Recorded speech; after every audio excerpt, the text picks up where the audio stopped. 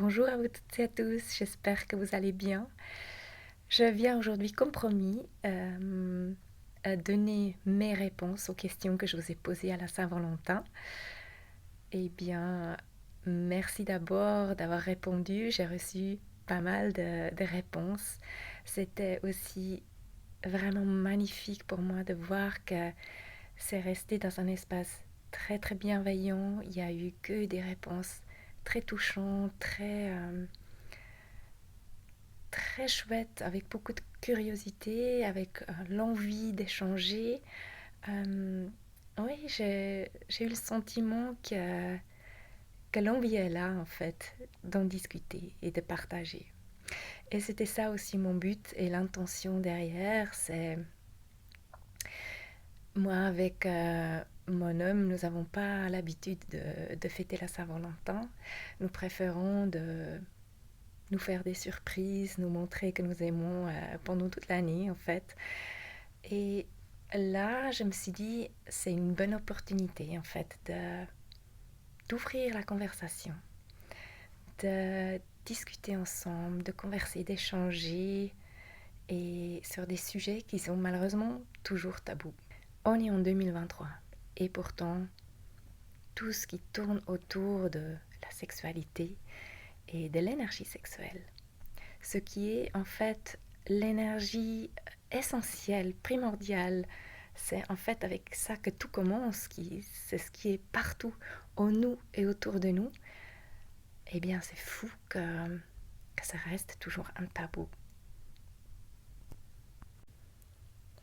Alors, let's go, commençons. La première question que je vous ai posée, c'était quelle est la différence entre l'amour et le désir? Et pour moi, il y a vraiment une grande différence. Déjà, l'un va sans l'autre.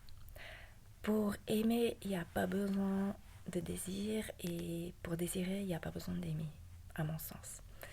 L'amour, c'est cette connexion qui vient du cœur. C'est quand j'aime une personne bien au-delà de son extérieur, de son enveloppe, mais vraiment que j'aime son énergie.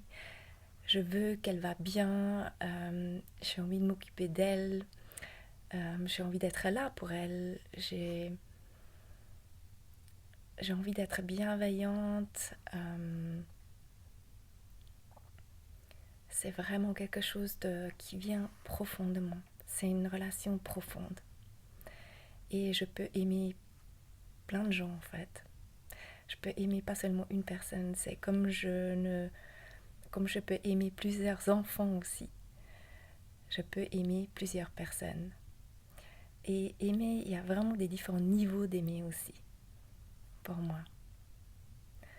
Moi, je peux aimer mes amis, je peux aimer des personnes que je croise même au travail, je peux aimer des gens que je connais pas, mais que je sens que part ils me touchent, il y a une résonance. Ouais, c'est ça pour moi.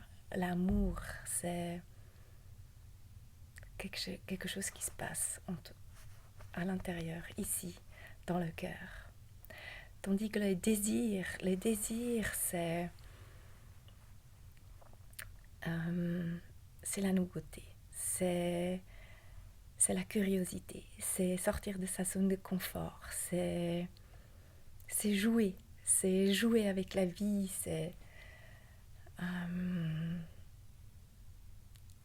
ouais, c'est ce qui nous met aussi les étoiles dans les yeux, c'est une passion. Et quand il y a les deux, l'amour et le désir dans une relation, eh bien, je crois que c'est bingo. La deuxième question était la satisfaction émotionnelle et sexuelle, quel est ton secret? Eh bien, moi, mon secret, c'est de faire face à nos limites. Au départ, nous sommes très dans je pense, nous cherchons la satisfaction physique et nous arrivons très vite à nos limites. Ces limites-là, eh bien, montrent où nous avons des blocages, où nous avons peut-être des traumas, que nous ne sommes même pas conscients que nous les avions. Et la sexualité nous montre très bien où est-ce qu'il y a nous pouvons encore lâcher prise, où nous pouvons encore plus nous laisser aller. Et ensuite, on va vers une satisfaction, ou on cherche une satisfaction, bien au-delà d'arriver vite au point culminant, mais d'aller beaucoup plus loin, où ça devient très spirituel, où on arrive à une satisfaction émotionnelle ensemble avec le partenaire, où il y a cet échange qui se passe à une profondeur qui crée une expansion qui est illimitée en fait, je crois, qui ne s'arrête jamais. On peut aller de plus en plus loin. C'est pour ça aussi, je crois qu'on ne peut pas s'ennuyer avec son partenaire, même après plusieurs décennies. Au contraire, on peut aller de plus en plus loin. Ça devient de plus en plus intéressant, ça devient de plus en plus profond, ça devient de plus en plus intense. C'est ça mon secret. Continuez. Ensuite, la troisième question était comment maintenir une relation vivante. Eh bien, c'est pas simplement être en vie, comme quelqu'un a répondu. Il y a un investissement. Il y a un investissement, un engagement chez les deux parties. C'est cet engagement de vouloir continuer. C'est de tout le temps se redéfinir en tant que couple. C'est très différent si on est juste les deux, ou si on est quatre, ou si on est de nouveau deux. Ça change tout le temps. On est tout le temps dans un processus de développement, chacun pour soi et ensemble, en tant que couple. Donc, il faut continuer à ne pas prendre aussi le couple comme acquis, mais de chercher des nouveautés, de rester créatif. Et puis, surtout ne pas créer une routine. Et on arrive à la dernière question. À quel moment tu trouves ton partenaire le plus attirant? Eh bien, moi, personnellement, je trouve mon partenaire le plus attirant quand il rayonne, quand il est dans son élément, quand je l'observe, même parmi des gens, quand il discute, quand je vois qu'il est aussi apprécié et vu et reconnu par d'autres. Je suis fière de lui. Ouais, c'est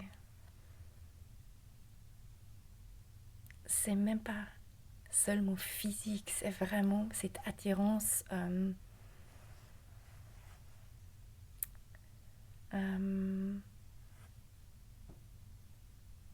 ouais, quand il est dans son élément, quand il est bien dans sa peau. Il y a encore tellement à dire et ça me ferait extrêmement plaisir d'approfondir. Et à l'occasion, je vais, je pense, enregistrer une épisode pour le podcast sur l'un de ces sujets ou ces différents sujets, parce que finalement, dans le sujet de la sexualité ou dans le partenariat, dans les relations, eh bien, il y a tellement de différents niveaux et aspects qu'on peut regarder, qu'on peut faire des recherches et en discuter et échanger. Donc, je trouve que c'est extrêmement riche et ouais, il n'y a plus besoin que ce soit un tabou. Au contraire, parlons-en. Il n'y a rien plus naturel finalement, non? Ça fait partie de notre vie, ça fait partie de notre quotidien. Et je pense que le monde irait bien mieux si nous pourrions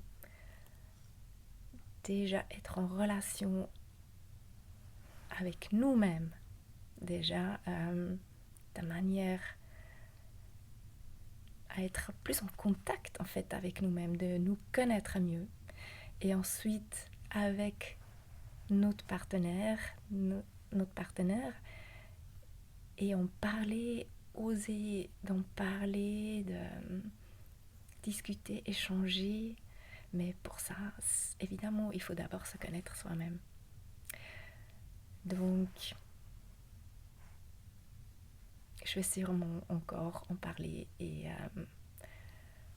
vous proposer des choses. En tout cas, merci beaucoup d'avoir participé et à très vite.